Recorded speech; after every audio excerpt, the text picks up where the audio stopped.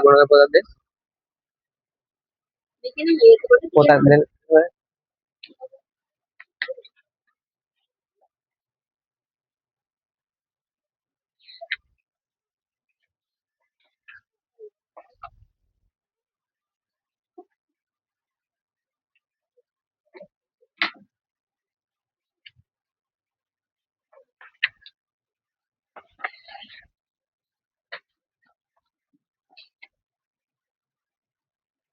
හරි. ලඝු ගණක වල මෙන්න මේ එක ගානක් බලා ගන්න හොඳේ. මම 594.2 වැඩි කිරීම 9.275 බෙදීම 84.21 උඩ පේන්නේ නැතුව ඇති. පේනවා. ඔන්න ඔහොම තියෙනවා. හරිද? එතකොට ඕකේ ඔන්න ඔහොම ගාන දුන්නට පස්සේ ඔයාට හදන්න කියලා තියෙනවා. නිකන් මඤ්ඤම් වගේනේ. මේ දුන්නට පස්සේ මම දන්නවා හදන්න කොහොමද මේක වැඩි කරනවා මේක. ඊට පස්සේ එන උත්තරේ මේකෙන් බෙදනවා. එහෙම කරන්න බෑ හොඳේ. ඒකට ඕක හදන්න ඕනේ ලඝු ගණක දාලා. ලඝු ගණක දාලා කරන්න තියෙන්නේ මෙන්න මේ ස්ටෙප් ටික අල්ලගන්න. මුලින්ම කරන්න තියෙන්නේ මේක නිකන් අර මේ ඇඩ්‍රස් එකක් නැති ගයක් වගේ. මේකට ඇඩ්‍රස් එකක් දෙන්න. කොහොමද? නමක් දෙන්න. නේ?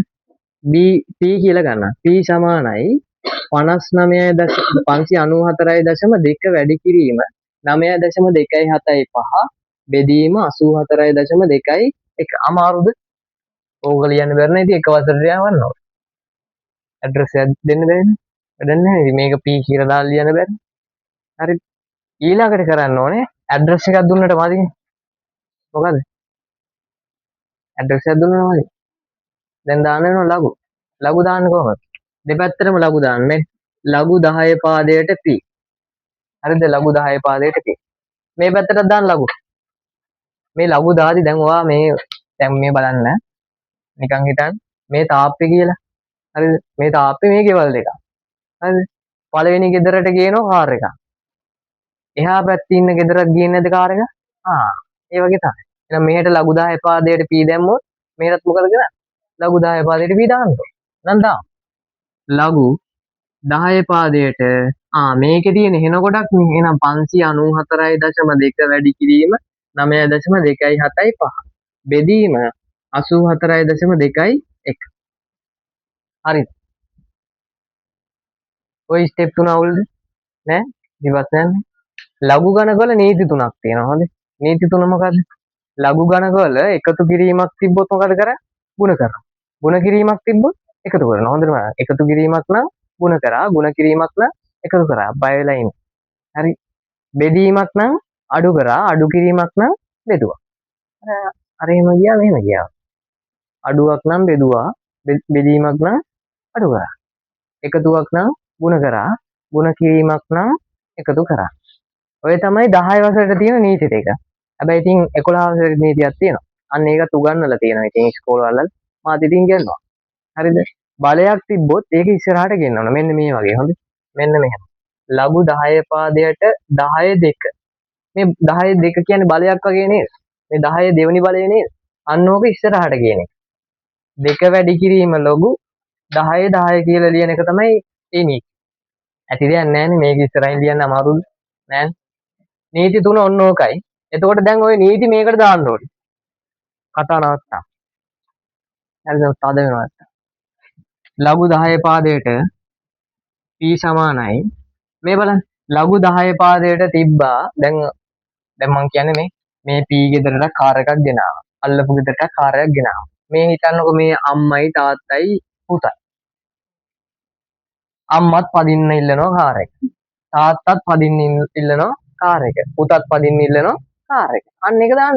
එතකොට ලඝු 10 පාදයට මෙන්න 594.2. ඔන්න එක දුන්නා. ගුණ කිරීමක් නේ තියෙන්නේ. ගුණ කිරීමක් නම් ලඝු වල නීතියක් තියෙනවා. මොකක්ද? ගුණ කිරීමක් නම් එකතුවක්. එහෙනම් එකතු කිරීම. ආයෙ පදින්න ඉල්ලනවා කාර් එක. එහෙනම් ලඝු 10 පාදයට 9.275. ඊට පස්සේ මේ බෙදීමක් තියෙන. බෙදීමක් නම් ලඝු වල නීතිය අඩු කරන්න ඕනේ. එහෙනම් අඩු කරනවා. ආයෙ පදින්න ඉල්ලනවා. එහෙනම් ලඝු 10 පාදයට වෙනවා 84.21. හරිද? ඕන. අවුලක්. දැන් ඕක හදාගෙන යන්න ඕනේ. මේ ලඝු 10 පාදයට p සමානයි ලඝු 10 පාදයට ඉලක්කමක් තියෙනවා. ලඝු 10 පාදයට ඉලක්කමක් තියෙනවා. ලඝු 10 පාදයට ඉලක්කමක් තියෙනවා. ඔය ඉතින් එක එක ඉස්කෝලවල එක එක විදිහට උගන්වලා තියෙන්නේ. මම නම් ඉගෙනුවේ මෙහෙමයි. දශම දිත්තේට ඉස්සරහා ඉලක්කම් කීයක් තියෙනවද? 1යි 2යි 3යි. ලඝු ගණක හොයද්දි කරන්න ඕනේ එකක් අඩු කරන එක. හොඳේ. ඇන්ටි ලොග් හොයද්දි තමයි එකක් එකතු කරන එක කරන්නේ. ඒක හොඳට ඔළුවේ දාගන්න. ලඝු ගණක වලදී මොකද කියන්නේ? එකක් අඩු කරනවා. එහෙනම් මේ දශම දිත්තේට ඉස්සරහා ඉලක්කම් කීයක් තියෙනවයි මෙවෙන්දි? 1යි 2යි 3යි. 3න් එකක් අඩු කරොත් කීයද? 2යි. එහෙනම් මෙතන එන්න ඕනේ කීය? 2යි දශම. 2යි දශම. ඊට පස්සේ ඕක ටිකක් දාගෙන ඉඩක් තියාගෙන එකතු කිරීම දාන්න. මෙන්න දශම දිත්තේට ඉස්සරහා ඉලක්කම් කීයේ? 1යි. ලඝු ගණක වලදී මොකද කරන්නේ? එකක් අඩු කරනවා. එහෙනම් එකෙන් එකක් අඩු කරොත් බිඳුවයි. එහෙනම් උත්තරේ මොකක්ද? බිඳුවයි දශම. අඩු කිරීම. මෙන් දශම දිත්තේට ඉස්සරහා ඉලක්කම් 2යි. දෙකෙන් එකක් අඩු කරොත් 1යි. එහෙනම් එන්නේ මොකද? 1යි දශම. ඔන්න දැන් ලඝු පොත බලන්න වෙලා තියෙන්නේ. හරිද? ලඝු පොත ගත්තොත් ලඝු පොතේ මුලින්ම තියෙන මේ ඉලක්කම් 4ක් තියෙනවනේ. ඕක බලන්නේ ඉස්සෙල්ලම දෙකක් අල්ල ගන්න ඕන. හරි? ඉස්සෙල්ලම ඉලක්කම් දෙකක් අරගෙන ඊට පස්සේ තමයි කරන්නේ. එහෙනම් ඉස්සෙල්ලම ඉලක්කම් දෙකක් ගන්න. ඉස්සෙල්ලම ඉලක්කම් දෙක මොකක්ද? 59. එහෙනම් 59 ගන්න. 59 ගත්තොත් හරි. 59 4. 4 කියන්නේ මේකනේ.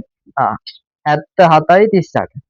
තව දෙකයි ඉලක්ක මොකුත් තියෙන. ඒ කියන්නේ මධ්‍යන්තරයෙන් ගන්න ඕනේ. දෙක කියලා කියන්නේ එකක් එකතු කරන්න. එහෙනම් 59 4 කියලා කියන්නේ 77යි 38. 77යි 38 මධ්‍යන්තරයෙන් තව දෙක කියන එක බැලුවොත් ඒකට ඇවිල්ලා තියෙන එක ඉලක්කමයි. එහෙනම් එක එකතු කරන්න ඕනේ. එකතු කරොත් කීයද? 77යි 39. එහෙනම් මෙතෙන්ට එන්න ඕනේ කීයද? 77යි 39. හරි. ඒක කරා. දැන් මේක 92 75. එහෙනම් 92 ගන්න. 92ට ගියා 7 ගන්න 7. 7 ගත්තොත් 96 7යි 1. 96යි 7යි 1. තව පහකුත් තියෙනවා. පහ කියන්නේ 92 7යි 5නේ. පහ කියන්නේ 2. එහෙනම් මේකට දෙකක් එකතු කරනවා. දෙකක් එකතු කරොත් 2යි 1යි 3යි 7යි 6යි 9යි. එහෙනම් උත්තරේ කීයද? 9යි 6යි 7යි 3. ඔහොම අරකට බලනවා. 84 2යි 1. 84 2යි 1 බලන්න. 84 2 කියලා කියන්නේ 92යි 53. ඔය වෙන වැඩ කරන්න එපා හොඳේ. 92යි 53 මට තේරෙනවා වෙන වැඩ කරනවා. එකෙන් කියලා කියන්නේ එකක් එකතු කරන්න කියලා. එහෙනම් එකක් එකතු කරොත් 4යි 5යි 2යි 9යි. රහස් කතා කරන්න එපා මට ඇහෙන. 92යි 57යි. හරිද? ඔන්නෝම ඉලක්කම් ටික ගත්ත ලඝු ගණක බලලා. එතකොට ලඝු ගණක පොත පාවිච්චි උනේ කොතෙන්ද? කොතෙන්ද? මෙන්න මේ තරු ලකුණක් දාපු තැනදී විතරයි. මේවා මොනවද? නිකන් සුළු කිරීම ටිකක්. හරිද? ඔන්න ඔතෙන්දී මෙන්න බලන්න. ලඝු 10 පාදයට p සමානයි. ඔයා කැමති මුලින්ම එකතු කරන්නද අඩු කරන්නද? ඔයාට කැමති විදිහට කරන්න බෑ. නීතියක් තියෙනවා. මුලින්ම එකතු කරලා ඊට පස්සේ අඩු කරන්න. හරිද? මට කැමති මං අඩු කරලා එකතු කරනවා. එහෙම බෑ. ඔයා ඉස්සෙල්ලා එකතු කරා. එකතු කරලා අඩු කරමු. හරිද? එහෙනම් එකතු කරන්. මේ එකතු කරන්න ලේසියි නේ. 9යි 3යි එකතු කරොත් කීයද? 9යි 3යි එකතු කරොත් 12යි. ඔව්. දෙක දැම්මා. 1යි 7යි මේ 1යි එකතු කරොත් 8යි 8යි 3යි 11න් 1 දැම්මා. එකක් ඉතුරුයි. ඒ 1යි මේ 6යි 7යි 7යි 7යි 14න් 4 දැම්මා. එකක් ඉතුරුයි. 1යි 9යි 10යි 10යි 7යි 17න් 7 දැම්මා. එකක් ඉතුරුයි. ඒ 1යි මේ 2යි 3යි 3යි බිඳුවයි 3යි. එහෙනම් කීයද උත්තරේ? 3.7යි 4යි 1යි 2. අන්න දැන් අර අඩු කරන ස්ටෙප් එක ලියන්න. 1.9යි 2යි 5යි 4. දැන් අඩු කරමු. අඩු කරන්නේ කොහොමද? 2කින් 4ක් අඩු කරනවා. අනේ පුළුවන්ද? බෑ. බැරි නිසා කොහෙන්ද ගන්නේ? එහා පැත්තේ එල්ල කරනවා. එහෙනම් 12න් 4ක් කීයද? 12න් 4ක් 8යි. එතකොට මෙතන කීයේ තියෙන්නේ? බිංදුව. බිංදුවෙන් 5ක් පුළුවන්ද? බෑ. මේ එකක් ඉල්ල ගන්න. එතකොට කීයේ? 10. 10න් 5 5යි. මුගේ එකක් ඉල්ල ගත්තනේ. එතකොට 4 නෙමෙයි තියෙන්නේ කවුද? 3. 3න් දෙකක් අඩු කරොත් කීයද? 1යි. ඊට පස්සේ තියෙන්නේ 7න් 9ක් අඩු කරන්න කියලා. 7න් 9ක් අඩු කරන්න පුළුවන්ද? බෑ. මෙහි එකක් ඉල්ල ගන්න. එතකොට 17යි. 17න් 9ක් අඩු කරොත් කීයද? 8යි. මෙතන එකක් ඉල්ලගත්ත නිසා දැන් 2යි. දෙකෙන් එකක් අඩු කරොත් 1යි. එහෙනම් කීයද ආවේ? 1.81 8. ඔන්න log 10 පාදයට p සමානයි 1.81 5 8යි කියලා උත්තරය ඩබල් ඉරි ගහන්නේ. එතන නෙමෙයි. හරි. 8යි 1යි 5යි 8යි. හරිද? ඔන්න ඔහොම කියලා මේ උත්තරේට ඩබල් ඉරි ගහන්න යනවා. හරිද? නෑ. තව හදන්න ඕනේ. අපිට උත්තරේ දුන්නේ කවුද? p විතරයි. මේ p ට අගේ හොයන්න කියලා දුන්නේ. එහෙනම් මේ ලඝු 10 වැඩක් තියනවද? නෑ. අපි මේ දාගත්ත ලඝු 10 මොකද කරන්න ඕනේ? අයින් කරන්න. අයින් කරන්න තියෙන හොඳම දේ තමයි ඇන්ටිලොග්. ඇන්ටිලොග් දැම්මොත්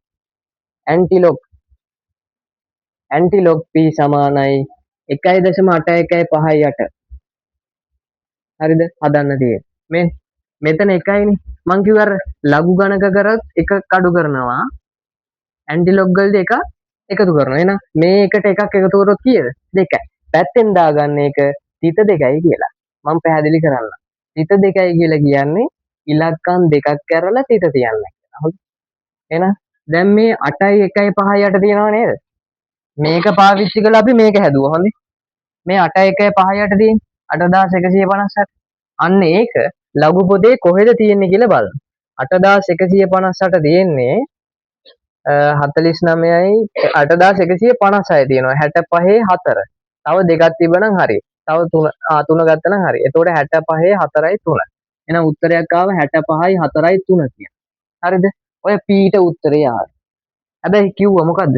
මේ බලන්න. කිව්වා මොකද්ද? ඉලක්කම් දෙකක් කරලා තිත තියන්න. ඉස්සරහා ඉඳලාද? ඉස්සරහා ඉඳලා ඉලක්කම් දෙකක් කරේ 1යි 2යි. එහෙනම් තිත තියන්න ඕනේ කොතනද? තිත තියන්න ඕනේ මෙන්න මෙතන. එහෙනම් උත්තරේ මොකද්ද? p සමානයි 65.4යි 3.